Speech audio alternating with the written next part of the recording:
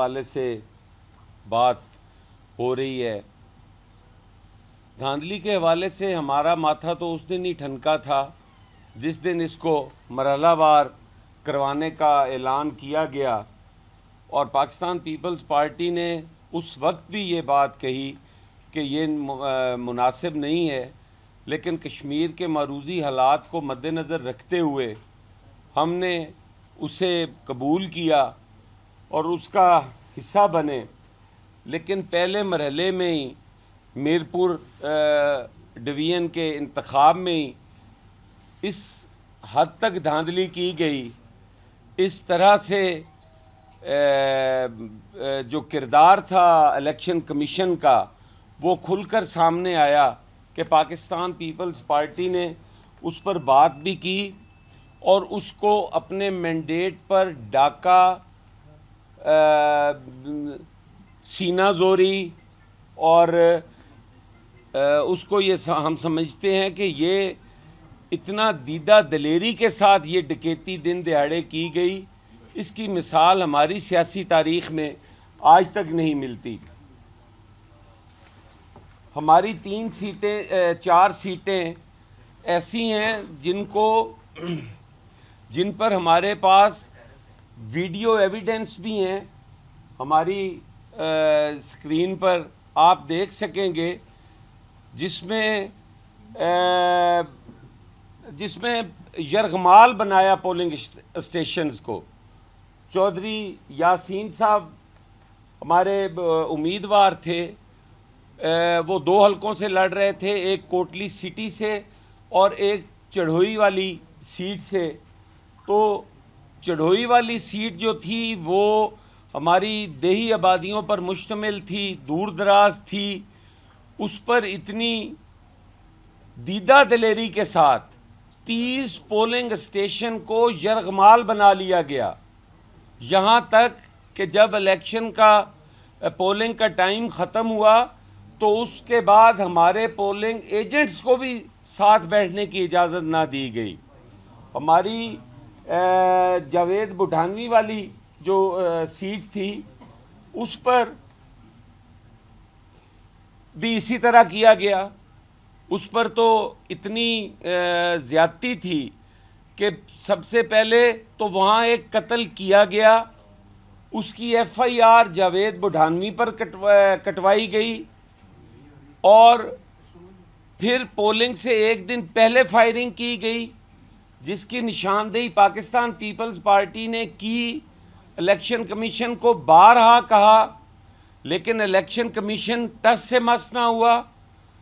Polling वाले दिन हमारे कारकुन को शहीद किया गया, मुख्तार यूनुस को गोलियों से छलनी किया गया और पाकिस्तान पीपल्स पार्टी की शोहदा की लिस्ट में एक और इजाफा किया गया। मैं समझता हूँ कि आज जो कहते हैं कि पीपल्स पार्टी रो रही है, उनको शर्म आनी चाहिए कि आप हमारी शहादतों की लिस्ट भी देखें और शहीद करने वालों की लिस्ट भी देखें।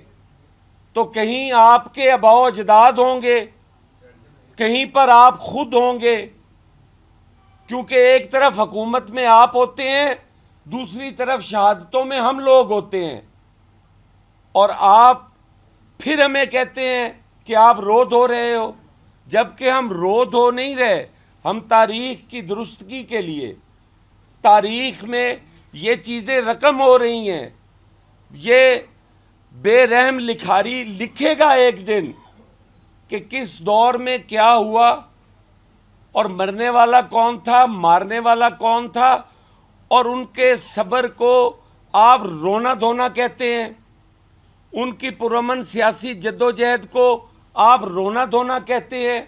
मैं चौधरी इखलाक साहब का जिक्र यहाँ करूँगा, जिनकी सीट पर भी इसी तरह से पोलिंग स्टेशंस यरगमाल बनाए गए, वहाँ पर भी। और चौधरी परवेज़ अशरफ साहब बड़े क्लोज कंपटीशन पे थे, लेकिन उनके साथ भी यही हरबा इख्तियार किया गया। कभी आप मरहलावार करवा कर सिक्योरिटी के नाम पर मैंडेट पे डाका डालें, कभी आप किसी चीज़ पे किसी चीज़ का बहाना बनाकर आप मैंडेट पे डाका डालें। आपने पोलिंग स्टेशंस पर आग लगी वोटों को, वीडियोस चलती रही सोशल मीडिया पे, किसी जगह पर पोलिंग एजेंट्स को अंदर नहीं जाने दिया गया, एक खौफ व हरास का आपने माहौल जो है वो वहाँ पे बनाए रखा। वहाँ पे तो इलेक्शन कमीशन जो था उसका किरदार सीसीडी वाला था। इलेक्शन कमीशन फैसला करता था किसको हाफ फ्राई कर दो, किसको फुल फ्राई कर दो, किसके पोलिंग एजेंट्स उठा लो, किसके पोलिंग स्टेशन यरगमाल बना लो। आपने 1 घंटा ज़्यादा दिया, वो आपने कश्मीरियों को वोट डालने के लिए ज़्यादा नहीं दिया, वो आपने नून लीगी ठप्पे लगवाने के लिए वो 1 घंटा बढ़ाया। आपने वो मिसाल कायम की है।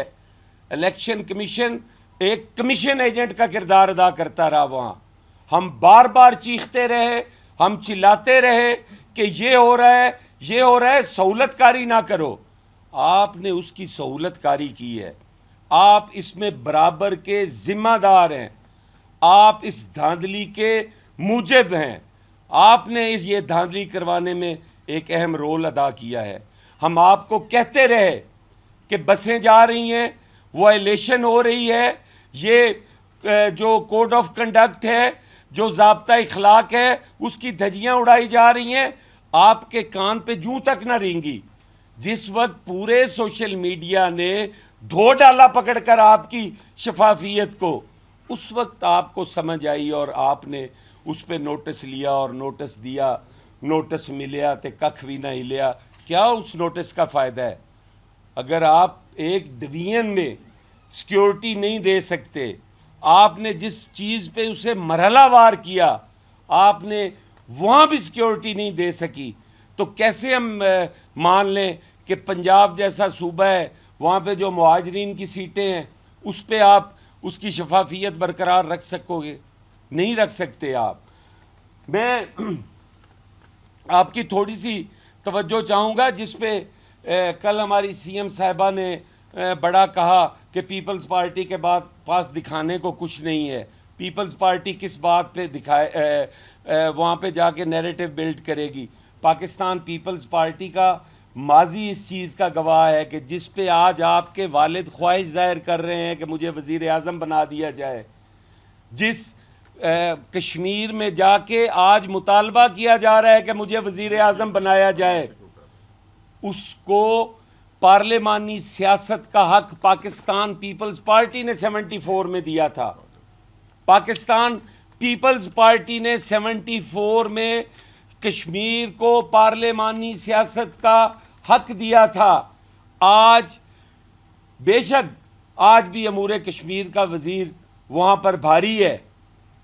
इसी वजह से चेयरमैन बिलावल भुट्टो जरदारी आज कहते हैं कि मैं हक़ हाकमियत की बात करता हूँ, मैं हक़ मलकियत की बात करता हूँ, मैं हक़ रोज़गार की बात करता हूँ, क्योंकि जब तक उनको आप हक़ हाकमियत नहीं देंगे, उनके सर से आप अमूर कश्मीर की वजारत नहीं हटाएंगे, उस वक्त तक उनकी खुद मुख्तारी को आप यकीनी नहीं बना सकते।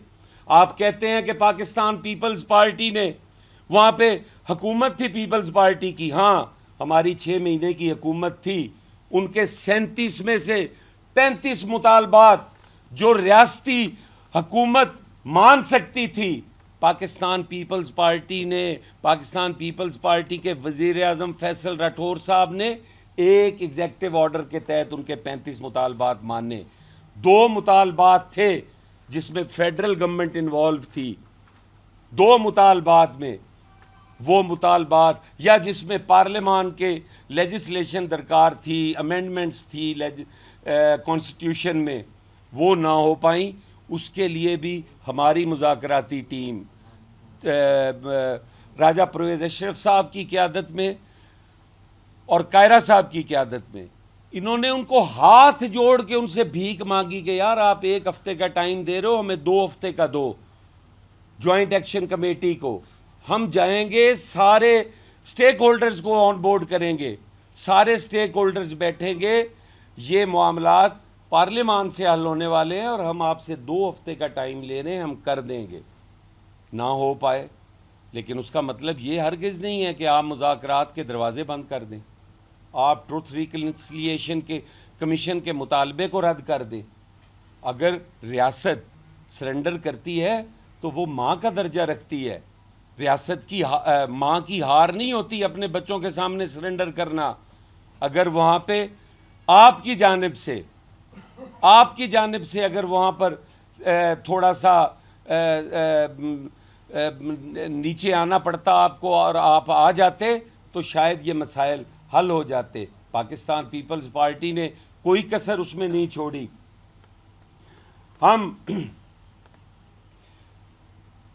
हमें कहते थे दिखाने को कुछ नहीं है, तो भाई वहाँ तो सारा आज़ाद कश्मीर जो है वो सिंध के अस्पतालों में जाकर इलाज करवाता है। आपने तो पंजाब जो उनका हमसाया है, पंजाब ने तो हेल्थ आउटसोर्स कर दी है। आपके तो अब कोई सरकारी अस्पताल ही नहीं रह गए, आपके तो सारे हॉस्पिटल्स प्राइवेटाइज हो गए हैं, आउटसोर्स हो गए हैं, ठेके पर दे दिए गए हैं। आपके अस्पतालों में दवाई नहीं मिलती। ये पीआईसी का परसों का वाक़या है, वहाँ पे धक्के मार के निकाला गया उस शहरी को, उसका नाम मेरे ज़हन में नहीं है, उसकी वीडियो बाकायदा है, उसको पीआईसी से धक्के मार के निकाला जा रहा है। आपके पास तो 6-6 महीने तक आपके अस्पतालों में टाइम नहीं मिलता। आप कोई गरीब आदमी अगर आपके हॉस्पिटल में चला जाए, एक की पूड़ी है जिमें जेल मिलती सी, उनके हर बीमारी की दवाई है, एस्प्रीन भी है, डिस्प्रीन भी है, पैरासीटामोल भी है, जिहड़ी मर्जी बीमारी नूं फिट आवे वो गोली लग जाती है। आपने तो उजाड़ के रख दिया अपने हेल्थ सिस्टम को। स्कूल आपने आउटसोर्स कर दिए, प्राइवेटाइज कर दी तालीम जो सबका हक है। मुझे बताएं कि आज आपका किसी वज़ीर का बच्चा प्राइवेट पब्लिक सेक्टर में किसी स्कूल में जा सकता है? आप दानिश स्कूल वो तो एक बैरोक्रेट पैदा करने वाली आप एक और इंडस्ट्री लगा रहे हैं। एक एचिसन कम था तबकाती निज़ाम तालीम के लिए, आप दानिश स्कूल सिस्टम की तर्ज पर बनाकर और आप एक और बैरोक्रेट्स पैदा करने वाली इंडस्ट्री लगा रहे हैं। कौन पढ़ेगा वहाँ पे आम बच्चा? आपके डीपीएस स्कूलों में दाखिला नहीं मिलता सिफारिश के बगैर, आपके एचिसन में दाखिला नहीं मिलता। अगर मिल जाए तो किसी गरीब का बच्चा वहाँ पढ़ सकता है। हाँ, जब तालीम नेशनलाइज थी, मैं आज भी दावे के साथ कहता हूँ कि जितने बड़े बड़े दानिश्वर हैं, जितने बड़े बड़े सहाफ़ी हैं, ये सारे उन्हीं मिशनरीज़ के इदारों से या उन्हीं टाटों वाले स्कूलों से पढ़ कर आए। आज आप मुझे कोई दानिश्वर पैदा करके तो दिखाएं, आज कोई इंटेलेक्चुअल मुझे दिखाएं तो सही। लाहौर की सड़कों पर वो एक दौर था जब आपको दानिश्वर भी नज़र आते थे, लिखारी भी नज़र आता था। आपने तो लोगों से वो कुतुब बीनी का हक ही छीन लिया है। आज कल की बात है, ये बड़ी गुड गवर्नेंस और ये ब्यूटिफिकेशन और पंजाब की महरूमियाँ जो दूर हो गई और कभी कश्मीर को कश्मीर के साथ मिलाना, कभी ये साबित करना कि वो दूसरे दर्जे के शहरी हैं मीरपुर ख़ास वाले और किसी को एक दर्जे का शहरी करार देना, ये तबकाती निज़ाम सियासत ये आपकी मिरास है, हमें पता है। लेकिन हम जैसे आम कारकुन, हम जैसा एक आम आदमी, एक गरीब आदमी जो एक बिल्कुल मामूली सी जगह से उठ के आपकी पार्लियामेंट में पहुंचा, ये पीपल्स पार्टी का कमाल है। आप मुझे दिखाएं ना, आपकी सफ़ों में कोई भी एक ऐसा आदमी हो जो आम आदमी हो और आपने उसे पार्लियामान में पहुंचा दिया हो। कल की बात है, मैं कल गया हूँ लाहौर के अंदर, ये शाहदरा लाहौर का हिस्सा है, लाहौर के अंदर शाहदरा से लेके मैं मुरीद के तक गया हूँ और नारंग से लेके शेखुपुरा तक गया हूँ। हज़ारों एकड़ अराजी, खड़ी फसलें जो हैं वो 10-10 फीट पानी में तबाह हो गई हैं। आपकी आबादियाँ, सैकड़ों आबादियाँ, Rachna town, Rana town, Pathan colony, Abdul Malik, Kalashah काकू, मुरादपुर, जाम के चीमे, ये 10-10 फुट 8-8 फुट पानी है इधर इन आबादियों के अंदर। हम आपकी रेस्क्यू की बोट्स में वहाँ पहुँचे हैं, खुशकी का जीटी रोड से इन आबादियों में राब्ता ही नहीं है। 3 बच्चे डूब कर मर गए हैं और आप कहते हैं सब अच्छा की रिपोर्ट, सब अच्छा की रिपोर्ट। ये किला सतार शाह ये शेखुपुरा के बिल्कुल साथ गांव है। आपने देखा है वहाँ पे ट्रेन की पटड़ी उड़ गई है और ये एक भेड़ नाले का बंद टूटने से हुई है। ये कोई फ्लड नहीं आया, कोई इंडिया ने पानी नहीं छोड़ दिया। ये आपने उसकी भल सफाई नहीं की, वक्त पर वहाँ पे सफाई हो जाती ये ना टूटता। आपने एक बंद टूटने से, नाले का बंद टूटने से आपने पूरा आधा पंजाब जो है वो उजाड़ के रख दिया है। लियाकतपुर के अंदर बंद टूटा है, वहाँ पर पानी है रहीम यार खान के अंदर। आप बाकी अजला देख लें, अभी मामूली बारिशें हुई हैं, मामूली बारिशें। जिस लाहौर को रोज़ मॉडल बनाकर सोते हैं कि जी लाहौर मॉडल है, लाहौर मॉडल है, चंद घंटों की बारिश के बाद लाहौर की सड़कें, लाहौर के अंडर पासेस जो हैं वो दरिया का मंजर पेश कर रहे थे। तालाब बने हुए थे हर जगह के ऊपर। आपकी वो ब्यूटिफिकेशन टोबा टेक सिंह के अंदर वो जाके स्कैंडल तो देखें। आपका एमपी अमजद कह रहा है खड़ा होके on the floor of the house कि वहाँ बहुत बड़ी करप्शन हुई है, बगैर टेंडरिंग के वहाँ पर ठेके दिए गए हैं। आपने वहाँ टीम भी भेजी है, क्या किया है उस टीम ने? क्या किया है उस टीम ने? आपके सुथरा पंजाब पर फैसलाबाद के अंदर अरबों रुपए की करप्शन का स्कैंडल आया, आपने क्या किया उसके ऊपर? किस चीज़ पर आप इतराते हैं? किस चीज़ पर आप कहते हैं कि ये बाकी सूबों से ये बेहतर है? हमारा लाहौर है, सबका लाहौर है। हमें खुशी होती अगर यहाँ कोई ऐसा प्रोजेक्ट, कोई ऐसा मंसूबा शुरू होता जिससे आम आदमी की फलाह भी होती और इन हालात से बचने के लिए कोई राह भी निकलती। लेकिन आपने इतना पैसा लगा कर भी उसको बेयारों मददगार छोड़ा हुआ है। आप चलें, आपको जब भी मौका मिलता है आप सिंध पर तीर बरसाना शुरू कर देते हैं। हम बात करते हैं यहाँ की, आप सिंध पर करना शुरू कर देते हैं। आप किस गवर्नेंस की बुनियाद पे कह रहे हैं?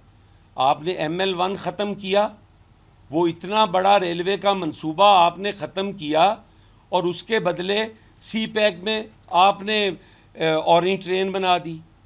आपने बुंजी का मंसूबा ख़त्म किया जो 7100 मेगावाट था, हाइड्रो पावर था, जो सस्ती तरीन बिजली थी, जो हमें 1 रुपये में कास्ट होनी थी, जो 4 साल में मंसूबा मुकम्मल होना था, आपने वो छोड़ दिया। आपने साहिवाल की ज़रखेज़ ज़मीन के ऊपर कोल पावर प्लांट लगा दिया जिसमें इंपोर्टेड कोयला इस्तेमाल होता है, लोकल कोयला भी नहीं इस्तेमाल होता। आपने हमें महंगी तरीन बिजली से नवाजा। आपकी वजह से आज हम कैपेसिटी चार्जेस भर रहे हैं।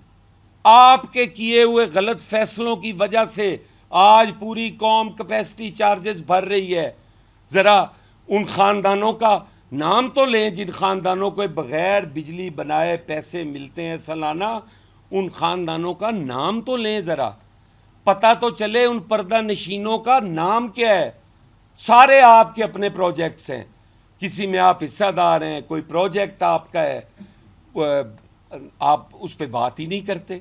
कौम पर रोज़ाना की बुनियाद पर आप पेट्रोलियम मसनूआत की मद में कीमतें बढ़ाकर आम आदमी की जेब पर डाका डाल रहे हैं। आपको अगर कोई कुछ कहे तो फिर आपकी तरफ से गालियां सुननी पड़ती हैं, आपकी तरफ से जो निश्तर मारे जाते हैं, जिस तरह से हकारत से नाम लिए जाते हैं, ये फिर आपकी तरफ से ये शुरू हो जाता है। पाकिस्तान पीपल्स पार्टी ने हमेशा इश्यूज़ की बात की है। हमारी ज़ाती दुश्मनी नहीं है, हमारे लिए सारे काबिल एहतराम है। हम नहीं कहते कि आपके फ़ैसले अगर गलत हों तो गलत करो और हम उस पर तनकीद करें। आप गलत करते हैं तो उस पर तनकीद होती है ना। हमने तो कभी भी आपकी तज़हीक नहीं की। आपसे ज़ाती कोई ग्रज नहीं है, इश्यूज़ की बात है, इश्यूज़ की हद तक आप आएँ, डिस्कस करेंगे। ज़ाती कोई नहीं है, हमारे लिए आप काबिल एहतराम हैं। अब अगर हम बात करें काश्तकार की, आपको बड़ी चुभती है। मेरा बाप दादा काश्तकार था, मैं काश्तकार की औलाद हूँ। जब मेरी कम्युनिटी को ज़िबा किया जाएगा तो मैं काश्तकार की बात करूँगा ना। अब अफसोस है कि आप काश्तकारी का आपको पता नहीं है, आप काश्तकार की प्रॉब्लम्स को समझते नहीं हैं। जब हमारी 3-4 फसलें हमारी बर्बाद हुई हैं, 4 फसलें, आप अंदाज़ा कर लें कि जिस कम्युनिटी को 4 फसलों में घाटा पड़ रहा है वो आज भी इज्जत के साथ फिर रहा है और आज भी किसी के हक पे डाका नहीं डाल रहा। यहाँ सरमायादार को तो एक चीज़ में मुनाफे में कमी हो जाए तो चीखना शुरू कर देता है, शटर डाउन हो जाती है, पहिया जाम हो जाती है, हर तरह की। उनके तो फोरम्स भी बहुत ज़्यादा हैं। किसी के पास कोई अपना केड़ा फोरम है पैसे वालियां दा, FPCCI है, हाँ जी, LCCI है, काफ़ी सारे। हमारे पास क्या है यार, हमारे पास तो हमारी तो बात करने वाला कोई नहीं है। कल जब हमारी गंदम नहीं खरीदी गई, आपने हमारी गंदम नहीं खरीदी, हमें बेयारो मददगार छोड़ दिया है। अगर आप हमारी गंदम खरीदते, आज ये 10 लाख मैट्रिक टन आपको गंदम इंपोर्ट ना करनी पड़ती।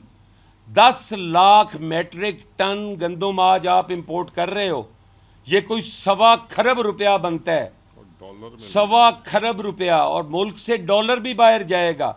अगर यही आधे पैसे आप अपने इस काश्तकार को देते, आप गंदम में खुद कफील होते, गंदम एक्सपोर्ट कर रहे होते।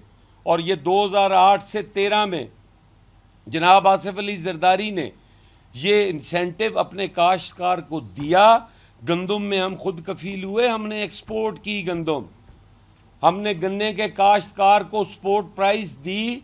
हम चीनी में खुद कफील हुए, हमने चीनी एक्सपोर्ट की।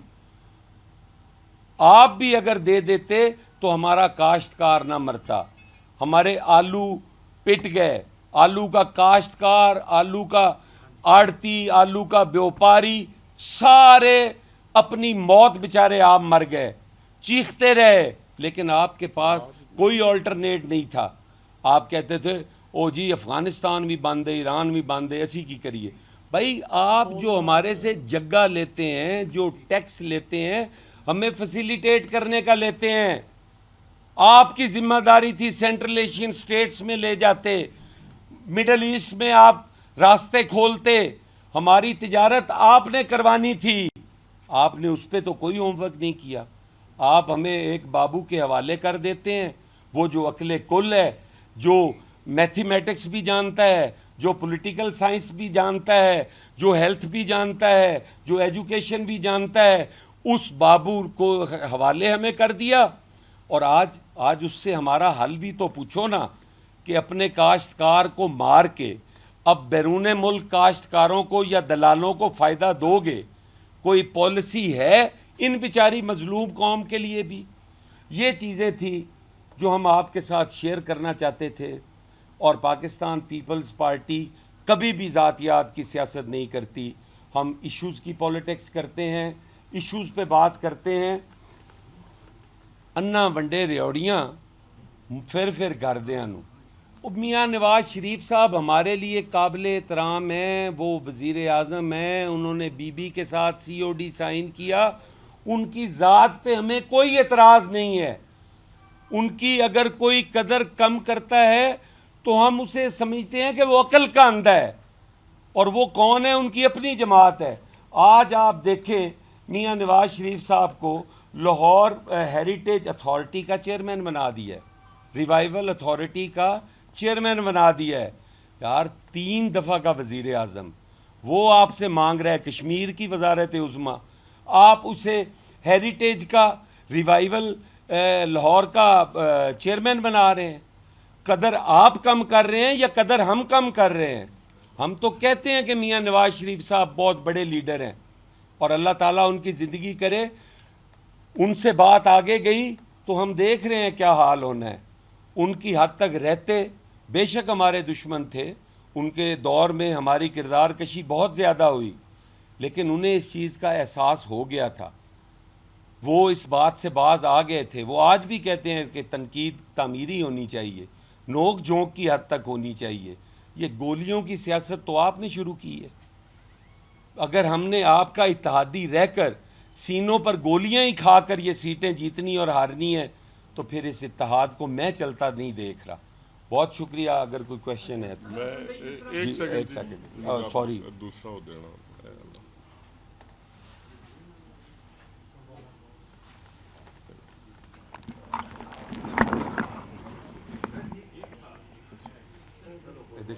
जी बिस्मिल्लाहिर्रहमानिर्रहीम जी। जनरल सेक्रेटरी साहब ने मियां नवाज शरीफ साहब पे ख़त्म की, इंतहाई काबिल इज़्ज़त एहतराम। उनसे सिर्फ एक ही अपील है कि चार्टर ऑफ डेमोक्रेसी जो उन्होंने साइन किया था, ये तो दिखता ही है, मैंने 5-6 लाए।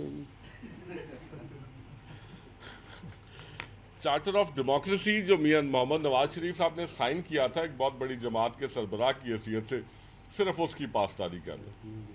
जो उसकी ट्रू लेटर और स्पिरिट थी, जो उसकी रूह थी चार्टर ऑफ डेमोक्रेसी की, जो बीबी शहीद ने की थी, वो लफ्ज़ों में तो एहतराम पे चले गए हैं, लेकिन वहाँ पे कानून उन्होंने वही रखा हुआ है। दूसरा, पंजाब की मैं तो बात करूँगा। पंजाब के हवाले से काश्तकार मर गया, मियां हसन मुर्तज़ा साहब ने समझा दिया, सारे काश्तकारों को पता। हम काश्तकार बैठे हैं और सामने बैठे हैं और अल्हम्दुलिल्लाह मुस्करा रहे हैं, क्योंकि हमारा तवक्कल अल्लाह करीम पर है। बॉर्डर खोलने थे, रियासत ने बॉर्डर खोलने थे। आपने पूरी दुनिया में जाके आप अपना सक्का और आप अपनी काबिलियत की निशानदेही फरमा रहे हैं, ईरान अमेरिका वॉर में, बाकी मामलात में। और आप यकीन कीजिए कि आज आपके पासपोर्ट जो 100वें नंबर पे था वो 101 नंबर पर आ गया। उसकी वजह आपके बाहर की बलवानी से नहीं है, आपके अंदरूनी दरअंदाजी से है और इस मामलात से है, जहाँ पे आके तो रियासत माजरत के साथ कोई खूबसूरत किरदार नहीं अदा कर रही। Pakistan Peoples Party central Punjab on the direction of Raja Pervez Ashraf sahab, एक 2008 की असेंबली में हमने कानून पास किया था राइट टू इंफॉर्मेशन। उसके तहत जितने प्रोजेक्ट्स गवर्नमेंट ऑफ पंजाब ने अपने अनाउंस किए, मैं एग्जीक्यूशन की बात नहीं कर रहा हूँ, क्योंकि अनाउंसमेंट की तो 500 प्रोजेक्ट्स हैं जो इन्होंने अनाउंस किए हैं, और शायद 5 एग्जीक्यूट हुए हुए होंगे, और वो भी पैरालाइज्ड एग्जीक्यूशन होगी। उन पे आके राइट टू इंफॉर्मेशन के तहत हम असेंबली में भी ये दरख्वास्त देंगे कि हमें वो तमाम इंफॉर्मेशन दी जाए, प्रोजेक्ट का स्टार्ट, प्रोजेक्ट का बजट, प्रोजेक्ट की वायबिलिटीज़, प्रोजेक्ट की एग्जीक्यूशन और आज के दिन तक उसके समरात आवाम तक। और उसके बाद हम तमाम इदारों को, और बिलखसूस प्लानिंग एंड डेवलपमेंट डिवीजन जो पंजाब है, उनसे भी हम पूरा रिकॉर्ड और स्टैटिस्टिक्स मांगेंगे। और हम अगली आपको मीटिंग में, प्रेस कॉन्फ्रेंस में आपको उसका रिजल्ट के साथ हम आपके पास बैठेंगे। मुझे तवक्को है कि ये वो सारी इंफॉर्मेशन देंगे जो कि मेरा हक असेंबली से पास हुआ हुआ हक है, और ये हक सिर्फ मेरा नहीं, पाकिस्तान पीपल्स पार्टी का नहीं, ये हर शहरी, हर आवाम का हक है। और अगर ये देने में से लेतो लाल करेंगे तो हम हाई कोर्ट का दरवाज़ा खटखटाएंगे, लेकिन हम आपके सामने स्टैट्स के साथ इनका सारा कच्चा छट्टा पूरा बयान करेंगे और बहुत जल्दी करेंगे। बहुत शुक्रिया। अच्छा शाह जी, इमरान खान साहब एक बात करते थे कि पीपल्स पार्टी और मुस्लिम लीग नून एक सिक्के के दो रुख हैं, ये आपस में मिले हुए हैं, ये जब भी लड़ेंगे दिखावे के लिए लड़ेंगे। आप कश्मीर इलेक्शन पे लड़ रहे हैं, पंजाब और सिंध के इशूज़ पे लड़ रहे हैं, आपकी वजह से मुस्लिम लीग नून की हुकूमत है, आपकी वजह से मुस्लिम लीग नून की चमक दमक है। आपका दर्द और गम हम देख रहे हैं, लेकिन अपने दर्द का खुद इलाज क्यों नहीं करते? देखें, हर चीज़ का हल ये नहीं होता कि हम इक़्तिदार से उठ के आ जाएं। मैंने आपसे पहले कहा है कि हमें इन हालात में ये इत्तेहाद चलता नज़र नहीं आ रहा। मैंने तो इससे पहले आपके सवाल से भी पहले ये बात कही है, और इसका मतलब ये भी हरगिज़ नहीं है कि हम फ़ौरन जो है वो इत्तेहाद से निकल जाए। देखें, इमरान खान साहब की सियासत इंतशार की सियासत है, वो टकराव की, झगड़े की सियासत चाहते हैं। हमारा मुल्क इस चीज़ का मुतहम्मिल नहीं है। हमने कई चीज़ों में एतराज़ात किए, हमने इतराज़ात दूर भी करवाए, किसी जगह मानी जाती है, किसी जगह नहीं मानी जाती, लेकिन कुछ ऐसी चीज़ें होती हैं जो नाकाबिले तलाफ़ी होती हैं। जब आप एक रेड लाइन क्रॉस करो, जब आप कारकुनों पे गोलियां चलाओ, जब आप मैंडेट छीनो, जब आप इस्तेहसाल करो, तो उस वक्त अब देखें बात होती है एक झूठ की सियासत है। आप हमारी पूछते हैं, हमने तो आपके पंजाब के अंदर रहीम यार ख़ान में, गुजर ख़ान में, सरगोदा के अंदर हमने SIUT हॉस्पिटल्स दिए हैं सिंध ने, और अब हम सेकंड फेज़ में बाकी अजला में भी जा रहे हैं जिसमें चिन्योट भी है। तो ये तो है ना, चीज़ें आप मैनेजमेंट बेहतर कर लेते हैं तो उसकी वजह से आप पॉपुलर हैं। पाकिस्तान पीपल्स पार्टी जो है वो इंशाअल्लाह ताला आपकी ख्वाहिशात के मुताबिक अब जिस तरफ चल पड़ी है, मुझे नहीं लगता कि हम ज़्यादा देर इधर ठहर पाएंगे।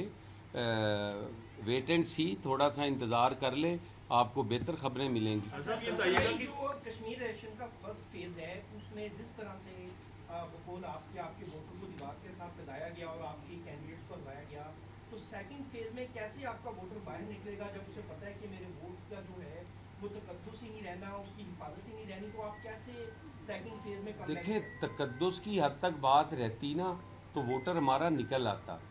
अब तो बात उससे आगे चली गई है, अब तो ज़िंदगियां महफूज नहीं हैं। अब तो इलेक्शन कमीशन वहाँ बंदूक लेके फिर रहा है, CCD का किरदार अदा कर रहा है।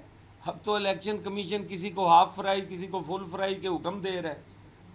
देखें, अब तो काम उससे आगे चला गया है। अगर यही रविश रही तो फिर वो ही करवाएंगे। फिर पाकिस्तान पीपल्स पार्टी तो जितना है कर सकती है, नियती सियासी जमात है, नेता सियासी कारकुन है, किस हद तक वो गोलियों का सामना कर सकता है। और ढिटाई इस हद तक चली गई है कि यहाँ पे एक वजीर, सीनियर मिनिस्टर पंजाब, वो क्या कह रही है on the floor of the assembly कि जहाज की बात है कि हाँ खरीदा है। और अब यहाँ पे भी कश्मीर वाले इलेक्शन पे भी वो उसी लेवल पे जाके कि हाँ कीता है। बस ये आलम हो चुका हुआ है कि जिसमें ना कोई, मैं खातून भी हैं और वैसे भी पीपल्स पार्टी का एक करेक्टर नहीं है, लेकिन इस लेवल पे डिटाई के साथ रियासत पे वजन बढ़ता जा रहा है इनकी इन हरकत का। रियासत की बात हुई थी तो रियासत के हवाले से कल एक बयान भी सामने आया बिलावल भुट्टो साहब का कि रियासत को ये फैसला करना होगा कि कौमी मफाद अहम है या नून लीग अहम है। तो ये वही रवश नहीं जो जनरल फैज़ की थी कि तरीके इंसाफ अहम हो गई थी रियासत के ऊपर, तो अब वही रवश पे नून लीग को भी ऊपर लाया जा रहा है। नहीं, देखें, मुख्तलिफ अदवार में रियासत का मुख्तलिफ रूप रहे हैं। रात बिलावल साहब ने उसकी बड़ी वजाहत भी की है। तो इस वक्त तो रियासत इलेक्शन कमीशन ही बना हुआ है, उसके आगे पीछे कोई रियासत नहीं है। वो जो करे वो कर सकता है। और हसन भाई, कल साद रफीक साहब एक कॉन्फ्रेंस में बोले हैं और बड़ा अपनी इस अमल से नाराज़ हुए हैं। उन्होंने एक तो कहा कि ये निज़ाम अब गल सड़ चुका है और जंतर मंतर होने वाला है और वो खूनी जंतर मंतर भी हो सकता है। बड़े सियासतदान हैं, बड़ी बड़ी बातें करनी शुरू कर दी हैं, अल्लाह खैर करे। उन्होंने पिछले दिनों भुट्टो साहब के हवाले से भी बात की। मैं तो समझता हूँ कि बड़े मंजे हुए सियासतदान थे, एक तालिब इल्म तंजीम से निकले थे और बड़े ग्रूम थे, लेकिन उन्होंने भी साबित किया है कि मैं भी वही माइंड सैट हाँ, मैं भी वही ज़ियाउल हक की सोच रखने वाला एक पटवारी हाँ। उन्होंने उनका कीता। ठीक है, ये खूनी इनकलाब अल्लाह ताला ना ही लाए। अल्लाह ताला इस मुल्क पे रहम करे। हम एटमी ताकत हैं और यहाँ पर इस किस्म का जो इनकलाब है वो कोई मजाक नहीं होना। फिर किसी ने भी महफूज नहीं रहना। वो किसी वो दाएं बाजू का हो या बाएं बाजू का हो, उत्थे फिर खूनी इनकलाब नस्ल रंग कौम ये नहीं देखता। अच्छा सर, बताइएगा, मियां नवाज शरीफ की आपने काफ़ी तारीफ़ें की हैं, लेकिन उन्हें कश्मीर का वज़ीर-ए-आज़म बनने पे इख्तलाफ की मांग। नहीं, हमें इख्तलाफ नहीं है जी। आइन में अमेंडमेंट हमने तो बात की तो वो हमसे झगड़ पड़े आइन में तरमीम की ज़रूरत है, वो करे और जम लड़े, हमें तो कोई एतराज़ नहीं है। बल्कि उन्होंने तो ये बता दिया कि शहबाज शरीफ साहब ने बनाना है। उन्होंने तो अपना इलेक्टोरल कॉलेज भी बता दिया, हमें तो उस पर भी कोई एतराज़ नहीं है। उनके अपने खानदान में कुछ डिप्टी नहीं है। कमिश्नर लाहौर बनाए तो आप कहेंगे कोई इतराज नहीं। नहीं है डिप्टी कमिश्नर तू उत्ते दी अगे पोस्ट है जेह्ड़ी नहीं, दित्ती ने। अगे एक बारी पुलिस विच भी तो भर्ती होए सन, बहुत शुक्रिया जी, बहुत मेहरबानी। एक बारी पुलिस विच भी भर्ती होए सन, पता नहीं अंदर चल के दसी। मतलब अजय भी कुछ गल रख जाके अंदर जी।